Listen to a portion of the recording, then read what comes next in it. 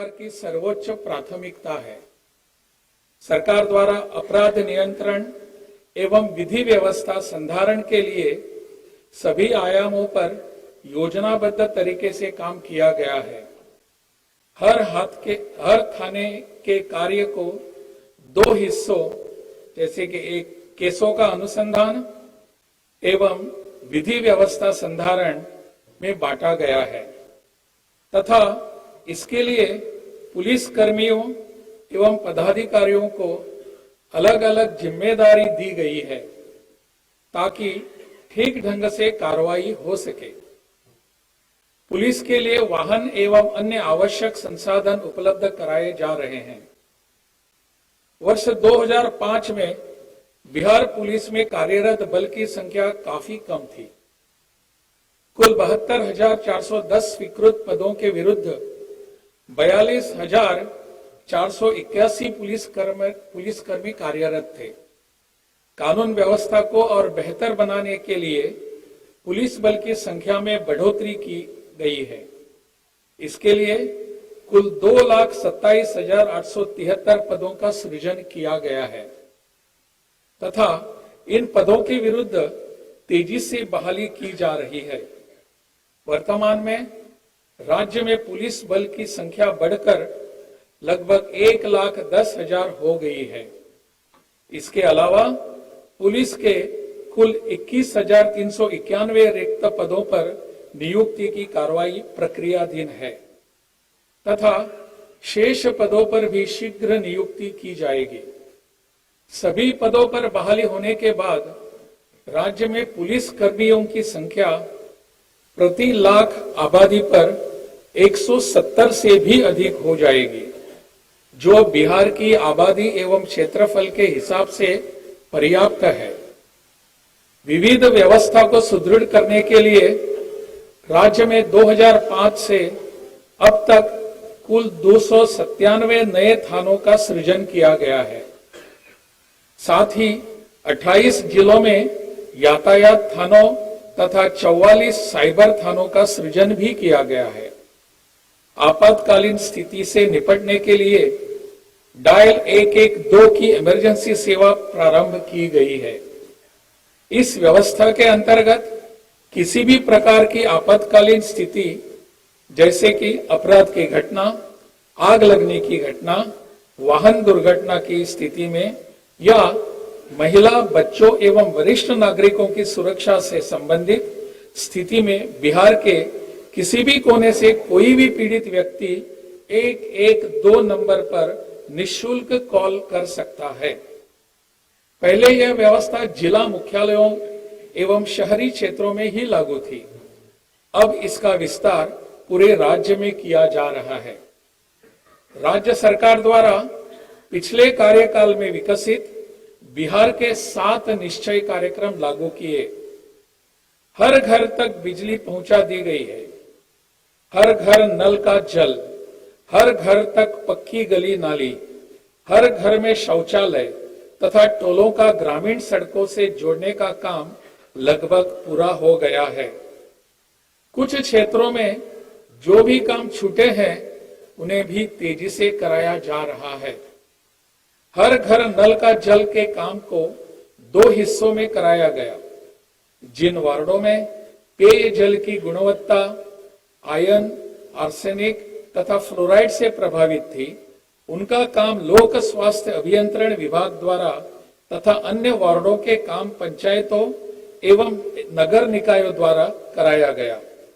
अब ग्रामीण एवं नगर क्षेत्रों में हर घर नल का जल योजना का मेंटेनेंस एवं छूटे हुए वार्डों का पूरा काम लोक स्वास्थ्य अभियंत्रण विभाग द्वारा कराया जा रहा है।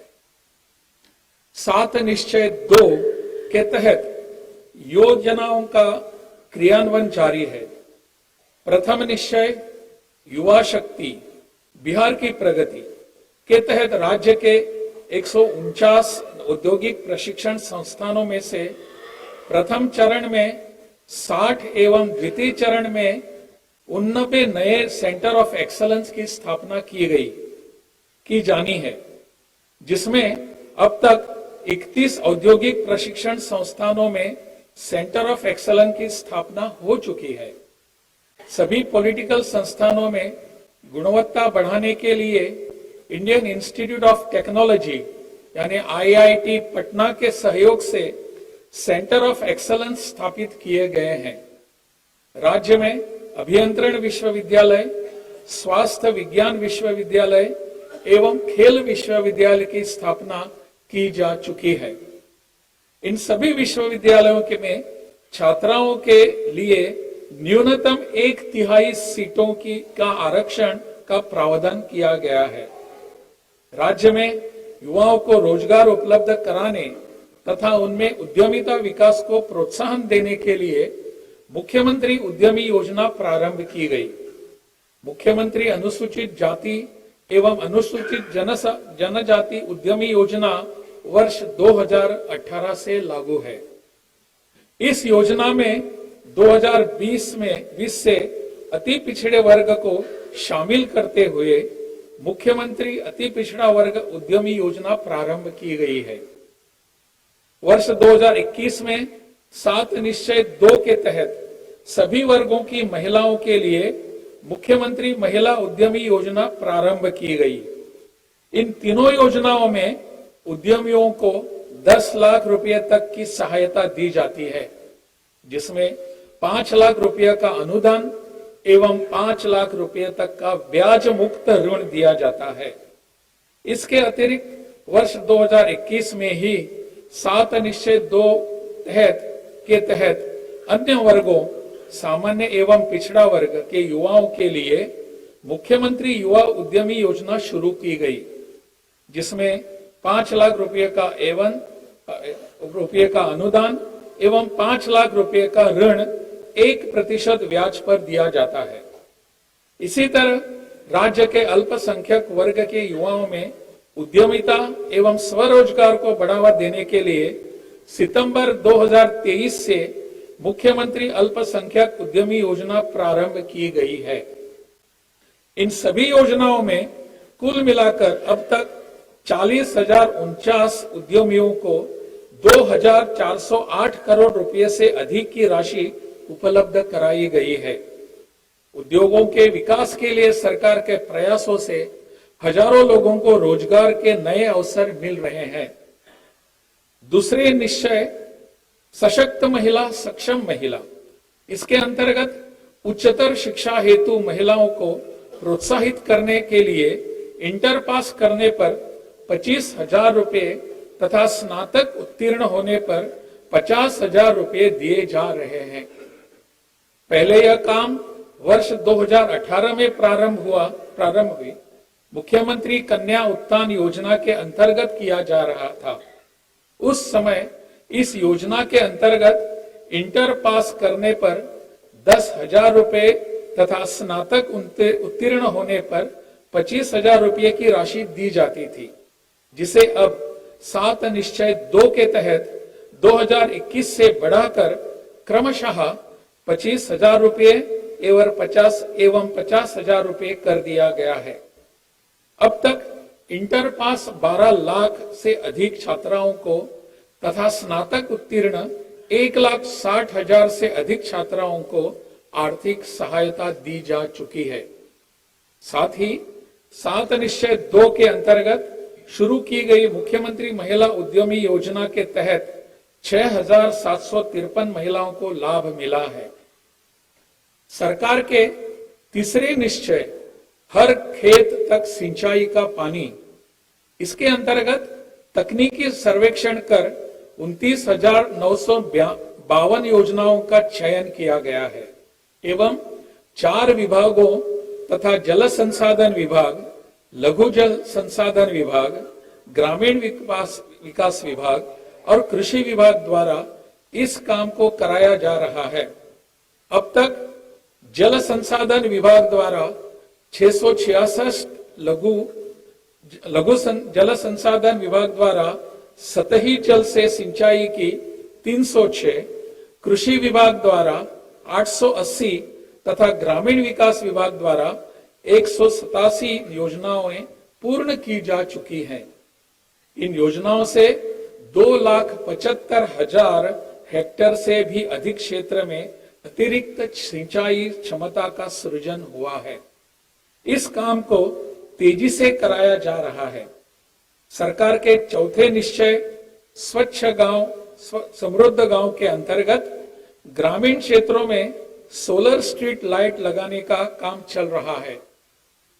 सभी पंचायतों के प्रत्येक वार्ड में औसतन 10-10 सोलर स्ट्रीट लाइट के अलावा हर पंचायत में 10 अतिरिक्त सोलर लाइट की व्यवस्था की गई है, जिनका उपयोग उस पंचायत के बड़े वार्डों तथा अन्य सार्वजनिक स्थलों जैसे कि स्कूल, स्वास्थ्य केंद्र, पंचायत सरकार भवन आदि के लिए किया जा सकेगा। सोलर स्ट्रीट लाइट से गांव में रात भर रोशनी मिलती रहेगी। कई वार्डों में सोलर स्ट्रीट लाइट का काम पूरा हो गया है और अगले वर्ष के अंत तक सभी वार्डों में काम पूरा किया जाएगा। सरकार के पांचवें निश्चय स्वस्थ शहर विकसित शहर के अंतर्गत 122 नगर निकायों में ठोस एवं तरल अपशिष्ट प्रबंधन की व्यवस्था पूरी हो गई है तथा 261 नगर निकायों में यह व्यवस्था की जा रही है।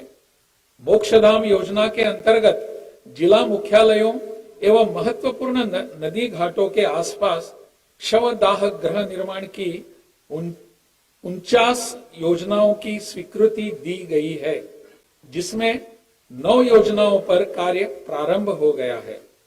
शहरों में स्ट्रॉम ड्रेनेज के लिए पूर्व से 13 योजनाओं का क्रियान्वयन किया जा रहा है तथा हाल ही में स्वीकृत 11 शहरों की योजनाएं निविदा की प्रक्रिया में है।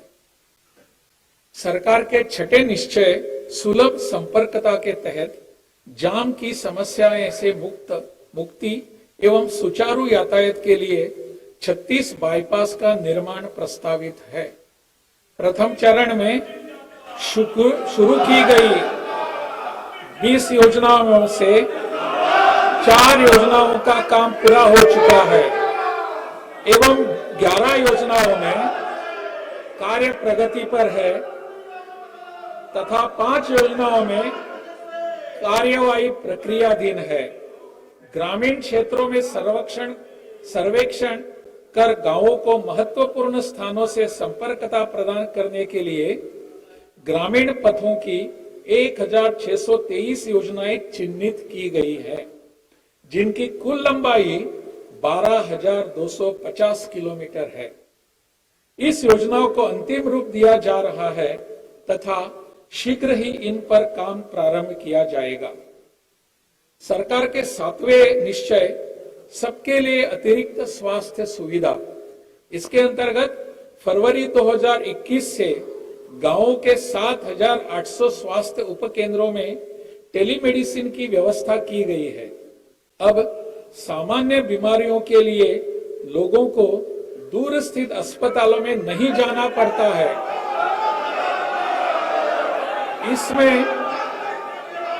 इससे बुजुर्ग एवं निःशक्त लोगों तथा महिलाओं को विशेष रूप से काफी सुविधा हो रही है।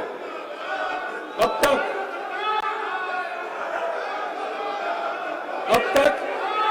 1,18,00,000 सुनिए, अब तक 1,18,00,000 से अधिक लोगों ने इसका लाभ लिया है।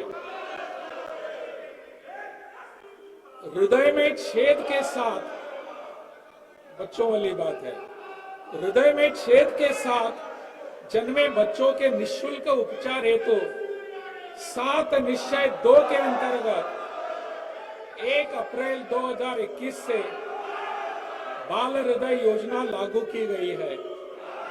इस योजना के प्रशांति फाउंडेशन के सहयोग से गुजरात के अहमदाबाद में अवस्थित सत्य साई अस्पताल में ऐसे बच्चों का मुफ्त इलाज कराया जाता है। इसके तहत 6 वर्ष से अधिक उम्र के बच्चों के लिए साथ एक अभिभावक एवं 6 वर्ष के कम उम्र के बच्चों के साथ मां एक अभिभावक के लिए 10,000 रुपए प्रति व्यक्ति दर से सहायता राशि दी जाती है। अब पटना के इंदिरा गांधी हृदय रोग संस्थान एवं इंदिरा गांधी आयुर्विज्ञान संस्थान में भी ऐसे बच्चों को यही चिकित्सीय सुविधा उपलब्ध कराई जा रही है। इस योजना के अंतर्गत अब तक 1134 बच्चों का सफल इलाज किया गया है, जिसमें सत्य साई अस्पताल में 888, आईजीआईसी में 218 तथा आईजीआईएमएस में 29 बच्चों का इलाज किया जा चुका है। वर्ष 2008 से ही राज्य में कृषि रोड मैप बनाकर कृषि विकास कार्यक्रम चलाए गए, जिससे फसलों, फलों एवं सब्जियों के उत्पादन और उत्पादकता में वृद्धि हुई। राज्य में धान, गेहूं एवं मकई की उत्पादकता पहले के मुकाबले लगभग दुगनी हो गई है। साथ ही दूध, अंडा, मांस एवं मछली उत्पादन में काफी वृद्धि आई है। मछली का उत्पादन 2.5 गुना से अधिक हो गया है, जिससे मछली के उत्पादन में बिहार लगभग आत्मनिर्भर हो चुका है। वर्तमान में चौथे कृषि रोड मैप का क्रियान्वयन शुरू हो चुका है, जिसमें कृषि प्रक्षेत्र के समग्र विकास हेतु लगभग 1,62,000 करोड़ रुपयों की स्वीकृति दी गई है। भारत की माननीय राष्ट्रपति श्रीमती द्रौपदी मुर्मू जी के कर कमलों से 18 अक्टूबर 2023 को पटना में चतुर्थ कृषि रोड मैप का शुभारंभ एवं स्वावलंबी बन रही है। अब तक जीविका दीदियों का काम ग्रामीण क्षेत्रों में ही हो रहा था, परंतु अब शहरी क्षेत्रों में भी जीविका के अंतर्गत स्वयं सहायता समूह के गठन का निर्णय हो गया है तथा जल्द ही यह काम शुरू हो जाएगा। इनसे जुड़ने वाली महिलाओं को भी जीविका दीदी ही कहा जाएगा। सरकार ने शुरू से ही वंचित वर्गों के लिए काम किया तथा इन्हें मुख्य धारा में जोड़ने के लिए विशेष योजनाएं चलाई। अनुसूचित जाति एवं अनुसूचित जनजाति तथा अति पिछड़ा वर्ग के शैक्षणिक, आर्थिक एवं सामाजिक उत्थान हेतु विभिन्न कार्यक्रम चलाए जा रहे हैं। राज्य सरकार द्वारा 2018 से अनुसूचित जाति एवं जनजाति तथा अति पिछड़ा वर्ग के विद्यार्थियों के लिए सिविल सेवा प्रोत्साहन योजना चलाई जा रही है। इसमें बिहार लोक सेवा आयोग एवं संघ लोक सेवा आयोग की प्रारंभिक परीक्षा पीटी पास करने वाले अभ्यर्थियों को मुख्य परीक्षा की तैयारी हेतु क्रमशः 50,000 रुपए एवं 1,00,000 रुपए प्रोत्साहन राशि दी जा रही है। अब तक बीपीएससी एवं यूपीएससी की प्रारंभिक परीक्षा में अनुसूचित जाति एवं जनजाति के 4,113 तथा अति पिछड़े वर्ग के 5,915 उत्तीर्ण अभ्यर्थियों ने योजना का लाभ लिया है। ग्रामीण क्षेत्रों में लोगों का आवागमन की सुविधा कराने के लिए उपलब्ध कराने के तथा कमजोर वर्गों के युवाओं को रोजगार उपलब्ध कराने हेतु वर्ष 2018 में मुख्यमंत्री ग्राम परिवहन योजना लागू की गई। इसके तहत प्रत्येक पंचायत में 5 सुयोग्य लाभुकों को वाहन खरीद के लिए अधिकतम 1,00,000 रुपए का अनुदान दिया जा रहा है। इन 5 लाभुकों में से 3 अनुसूचित जाति या अनुसूचित जनजाति तथा 2 अति पिछड़ा वर्ग के होते हैं। अब तक अनुसूचित जाति एवं जनजाति के 25,559 एवं अति पिछड़ा वर्ग के 19,195 युवाओं ने इस योजना का लाभ लिया है। अब इसका विस्तार करते हुए प्रखंडों एवं सुदूर पंचायतों को जिला मुख्यालय से जोड़ने हेतु मुख्यमंत्री प्रखंड परिवहन योजना लागू की गई है। इस योजना के तहत प्रति प्रखंड जिला मुख्यालय के प्रखंडों को छोड़कर 7 लाभुकों को बस के क्रय पर प्रति बस 5 लाख रुपए का अनुदान दिया जाएगा। इन 7 लाभुकों में 2 लाभुक अत्यंत पिछड़ा वर्ग, 1 पिछड़ा वर्ग एवं 2 अनुसूचित जाति वर्ग तथा शेष 2 सामान्य वर्ग के होंगे। जिन प्रखंडों में अनुसूचित जनजाति की जनसंख्या 1000 से ज्यादा होगी, उस प्रखंड में अतिरिक्त अनुसूचित जनजाति के लाभुक को भी योजना का लाभ मिल सकता है।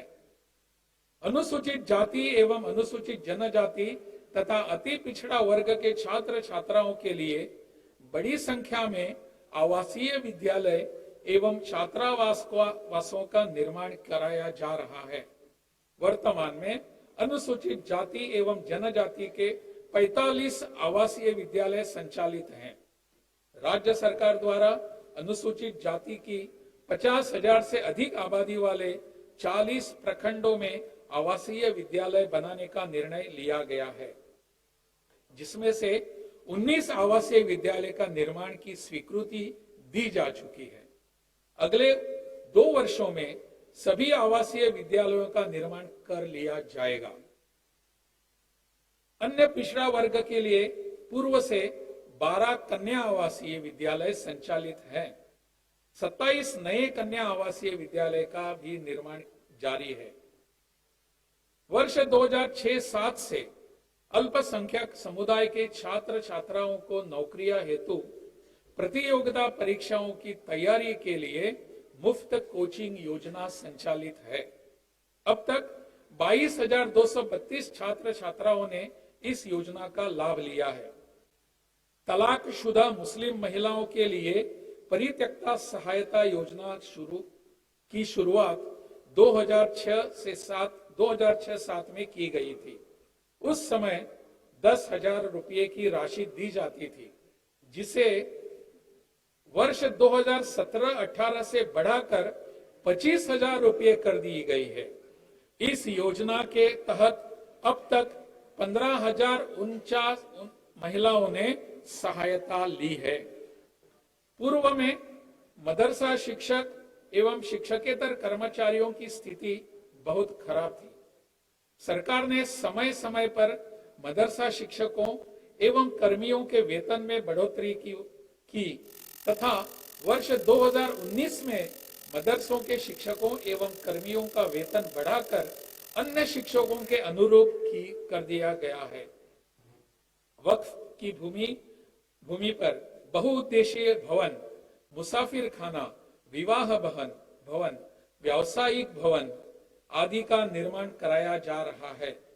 13 जिलों में वक्फ की भूमि पर +2 के स्तर के विद्यार्थियों के लिए अल्पसंख्यक आवासीय विद्यालय निर्माण की योजना स्वीकृत की गई है, जिनमें से दरभंगा एवं किशनगंज में आवासीय विद्यालय निर्माण का कार्य पूर्ण हो चुका है तथा शेष में कार्य प्रक्रियाधीन है।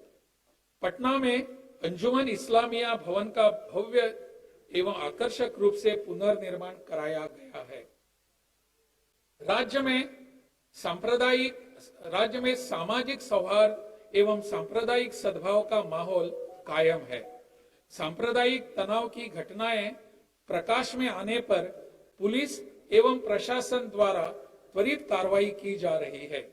राज्य सरकार द्वारा वर्ष 2006 से ही कब्रिस्तान की घेराबंदी की योजना शुरू की गई है, जिसमें राज्य के मिली जुली आबादी के इलाकों वाले एवं अन्य संवेदनशील कब्रिस्तानों की घेराबंदी की जा रही है।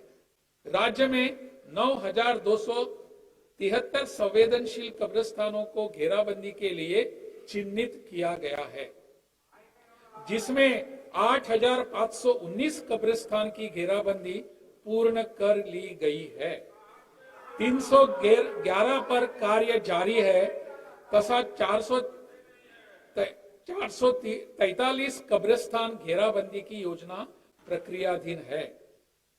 2016 से बिहार मंदिर 4 दीवारी निर्माण योजना शुरू की गई, क्योंकि मंदिरों में यदाकदा मूर्ति चोरी आदि की घटनाएं हो जाती हैं।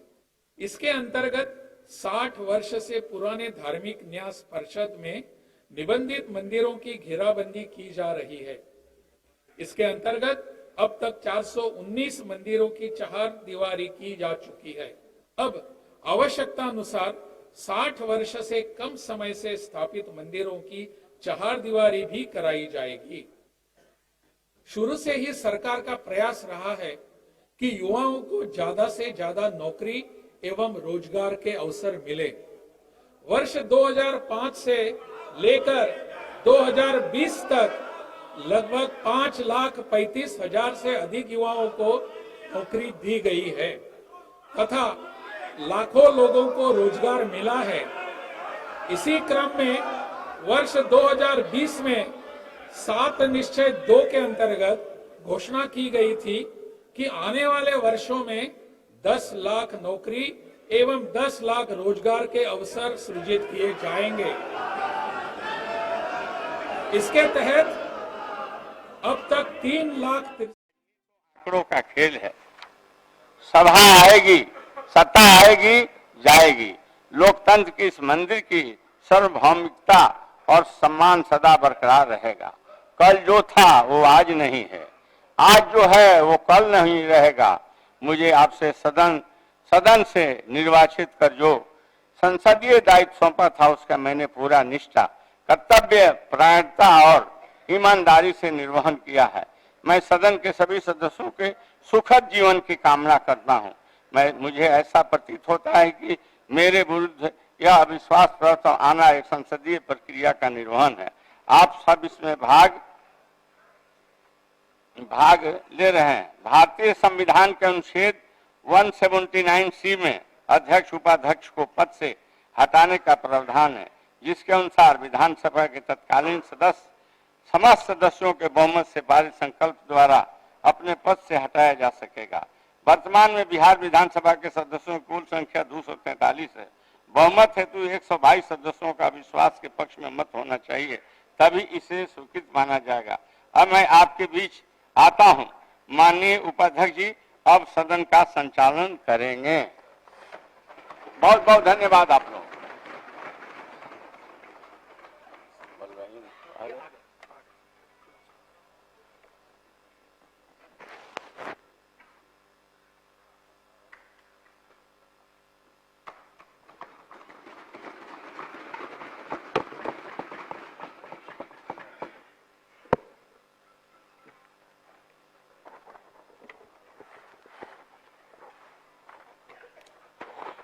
माननीय सदस्यगण, चूंकि आज अध्यक्ष जी के अविश्वास प्रस्ताव है अध्यक्ष जी पर, इसलिए मैं पक्ष विपक्ष दोनों माननीय सदस्यों से आग्रह करना चाहूंगा कि बिहार का जो गरिमा है, बिहार ने जो अपनी राजनीति में मान सम्मान प्रतिष्ठा है, मैं दोनों पक्ष विपक्ष के साथियों से आग्रह करना चाहूंगा कि जो भी संवैधानिक नियम है उसी के तहत यहाँ कार्रवाई होगी।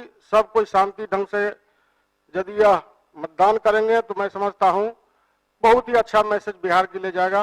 इसलिए सबसे मेरा आग्रह होगा कि सब कोई संवैधानिक नियमों का पक्ष विपक्ष पालन करने का काम करेंगे।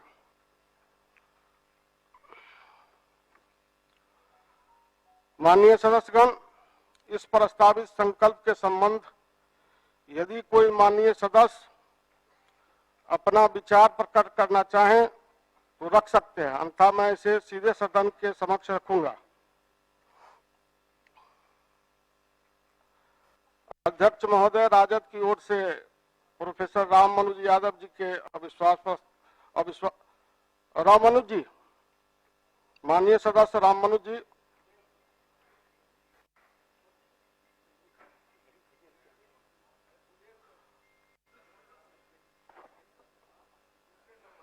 अच्छा, माननीय सदस्य भूदेव जी।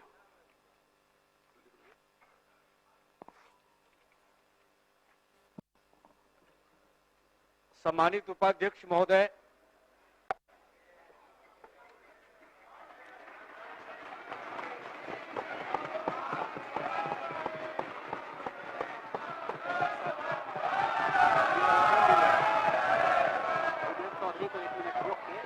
आज सबसे पहले एक मिनट भूदेव जी।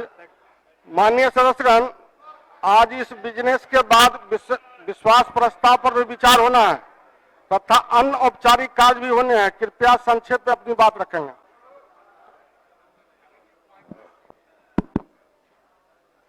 उपाध्यक्ष महोदय,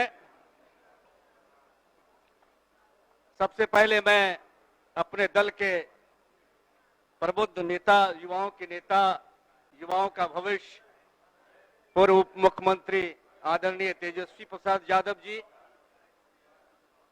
और अन्य सभी वरिष्ठ दल के नेताओं के प्रति आभार व्यक्त करता हूं कि इस विषम परिस्थिति में, बदली हुई परिस्थिति में मुझको इस विधानसभा में बोलने का अवसर प्रदान किया है। मुझे ताज्जुब हो रहा है और कोई जवाब नहीं सूझता है। 17 महीने हुए हैं और 17 महीने में जो परिवर्तन देखने को मिला है और बिहार और देश के लिए बहुत ही उपहास और मजाक का यह समय है। उपाध्यक्ष महोदय, मुझको स्मरण है, मैं 2000 में ही यहां का विधायक बना था। बीच में मैं एमपी बन गया और फिर विधानसभा का सदस्य बन के इस सदन में आया हूं। लेकिन जिस तरह के माहौल और जिस तरह का परिवर्तन मुझे इस वर्ष देखने को मिला, या मुझको लगता है कि सदन में बैठे हुए जो महानायक होंगे, चाहे हो जननायक कर्पूरी ठाकुर हों, चाहे और कोई अन्य वरिष्ठ नेता हो, अगर उनकी आत्मा निहारती होगी इस सदन पर तो मुस्कुराती नहीं होगी, हंसती नहीं होती होगी, बल्कि विलाप करती होगी कि यह क्या कर दिया। मैं जानना चाहता हूं, आदरणीय मुख्यमंत्री जी को मैं बहुत ही करीब से जानता हूं, नजदीक से जानता हूं, बहुत ही करीब से नजदीक से जानता हूं। मुझको तो आश्चर्य होता है, किसी सदन में शांति शांति शांति। मुख्यमंत्री जी ने क्या क्या नहीं कहा मुझको मालूम है, और मैं इसी सदन में बैठा हुआ था उपाध्यक्ष महोदय कि इस प्रतिपक्ष के नेता जो अभी उस पार में है, वो जब विजय बाबू यहां बैठे हुए थे और मुख्यमंत्री जी ने जो वक्तव्य दिया था, इनको जरा भी संकोच नहीं हुआ, शंकाएं नहीं हुई, और अध्यक्ष की कुर्सी पर बैठे हुए जो अध्यक्ष जी थे उनको कहा कि लगता है मुख्यमंत्री जी पागल हो गए हैं। यही शब्द था, क्या क्या शब्द नहीं कहा गया आदरणीय मुख्यमंत्री जी को। लेकिन मुख्यमंत्री जी पता नहीं मुझको उपाध्यक्ष महोदय, मैं अधिक आपका समय नहीं लेना चाहता हूं। आप जरा आकलन करिए, 17 वर्ष बनाम 17 महीना, 17 महीने में बिहार के युवाओं के भविष्य को उज्जवल करने का अगर किसी ने रास्ता दिखाया, उसका नाम था तेजस्वी प्रसाद यादव जी। उन्होंने जो कुछ भी कहा, आज जाइए गांवों में, घरों में, चौक चौराहे पर जाइए, 4 लाख से अधिक जो नियोजित शिक्षक थे, उनके विषय में मुख्यमंत्री ने कहा था कि अगर भगवान भी आ जाएगा तो इन शिक्षकों को राज्यकर्मी का दर्जा नहीं मिलेगा। उस समय तत्कालीन वित्त मंत्री सुशील मोदी जी ने कहा था, कोई ताकत नहीं है, कोई पैसा नहीं बिहार को कि नियोजित शिक्षकों को राज्यकर्मी का दर्जा दिया जाएगा। लेकिन मुझको हर्ष है, फक्र के साथ कहना चाहता हूं, जब से तेजस्वी यादव डिप्टी सीएम बने, इनके प्रयास से इन सभी नियोजित शिक्षकों को राज्यकर्मी का दर्जा दिया गया। 17 वर्षों में किसी टोला सेवक को मानदेय में बढ़ोतरी नहीं हुआ, विकास मित्रों में बढ़ोतरी नहीं हुआ। उपाध्यक्ष महोदय, ये 17 महीनों का करिश्मा है कि हर जगह यह सम्मान मिला है। मैं ज्यादा पता नहीं, मुझको तो आश्चर्य हो रहा है उपाध्यक्ष महोदय, मुझे तो आश्चर्य हो रहा है। जब जब मुख्यमंत्री जी राजद सुप्रीमो से मिले थे और कहा था कि मिट्टी में मिल जाएंगे लेकिन अब भाजपा में नहीं जाएंगे, ये शब्द मुख्यमंत्री के थे कि मिट्टी में मिल जाएंगे, भाजपा में नहीं जाएंगे। और भाजपा का बीजेपी का जो किया था, उपाध्यक्ष महोदय, बीजेपी का जो विश्लेषण किया था आदरणीय मुख्यमंत्री जी के ही वक्तव्य हैं कि ये बीजेपी बड़का झूठा पार्टी है, बड़का जुमला पार्टी है। ये हमने नहीं कहा था उपाध्यक्ष महोदय, ये कहा था आदरणीय मुख्यमंत्री नीतीश कुमार जी ने। जब नीतीश कुमार जी आए थे राजद में, यही कहते अब हम कहीं नहीं जाएंगे। युवा लोग बड़ी खुश हुए थे, यहाँ के युवा खुश हुए थे, जाति जनगणना हुआ उपाध्यक्ष महोदय, ये आदरणीय डिप्टी सीएम के प्रयास से हुआ और जाति गणना के बाद जो आरक्षण में बढ़ोतरी हुई ये 17 महीनों के इस समय में हुआ है। मुझको तो लगता है किसका डर था मुख्यमंत्री जी आपको? आप तो हमेशा दूसरे को कहते थे लीडर हो, ये सीबीआई का डर हो गया आपको या ईडी का डर हो गया? किसके दबाव में आपने ये अपमान किया है? पूरा बिहार अपमानित हो रहा है। मुझको मालूम है, मैंने सुना था कि जब मुख्यमंत्री जी के वक्तव्य आए थे नारी सशक्तिकरण पर तो यही की विधायिका जो बीजेपी की विधायिका थी वो रोती थी कि मुख्यमंत्री जी के इस वक्तव्य ने पूरे बिहार को शर्मसार कर दिया। लेकिन आज मुख्यमंत्री जी का आगमन हुआ, उनके चेहरे पर मुस्कुराहट, मुझको ताज्जुब होता है। इसलिए मैं कह सकता हूं उपाध्यक्ष महोदय कि जिनको इस तरह से मेंटल कहा जाए, जिसको इस तरह से पागल कहा जाए, जिसको इस तरह से गंजेड़ी कहा जाए, वैसे मुख्यमंत्री ने इस तरह से पलटी मारा है। इसलिए बिहार के युवाओं के चेहरे पर मायूसी छाई हुई है। मैं यही कह सकता हूं कि जब वो आए थे तो ये राजद के लोग और इनके युवा साथी कहे थे और यही बीजेपी के लोग कहे थे बहारो फूल बरसाओ मेरा महबूब आया है। लेकिन वही लोग आज बिहार के नौजवान कहते हैं कि अच्छा सिला दिया तूने मेरे प्यार का और यार नहीं लूट लिया घर यार का। इसलिए नौजवान साथी, उपाध्यक्ष महोदय, मैं अधिक आपका समय नहीं लेना चाहता हूं, सिर्फ यही कहना चाहता हूं कि जिंदगी के रथों पे लगाम बहुत है, जिंदगी के रथों पे लगाम बहुत है, अपनों को अपने पर इल्जाम बहुत है। सोचता हूं तो थम जाता हूं, वक्त कम और इम्तिहान बहुत है। इन्हीं शब्दों के साथ आपने मुझको समय दिया, इसके लिए बहुत बहुत आभार व्यक्त करता हूं। जय हिंद। माननीय सदस्य श्री महबूब आलम जी।